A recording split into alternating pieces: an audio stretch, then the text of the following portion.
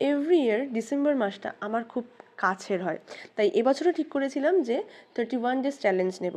কিন্তু এত লেট করে ফেলেছি এডিট করতে যে ক্লিপ জমতে জমতে ডে 20 টু ডে 30, এখন 31-এর বড় ব্লগ আসছে, তো ওই 10 দিনের ব্লগ আমি এডিট করতে পারিনি। তাই ভাবলাম কেননা সবগুলো একসাথে মার্চ করে পোস্ট করে দিই।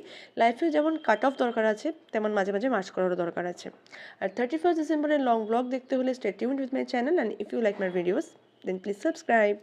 আর এই দিনগুলোর মধ্যে যেটা সব থেকে পছন্দের সেটা হচ্ছে 25 ডিসেম্বরের ব্লগটাও থাকবে। এবং সকালটা খুব নর্মালভাবে স্টার্ট করি, আমি টিউশন করি সেটাও করি, তারপর কেক খাই, দুপুরে বাড়িতে খেলেও সন্ধেবেলা বেরিয়েছিলাম শ্রীরামপুর যাওয়ার উদ্দেশ্যে। সেখানে গিয়ে পার্ক স্ট্রিট ভাইব পাই এবং গুড ফুড, যার জন্য আমার দিনটা ভালো কাটে।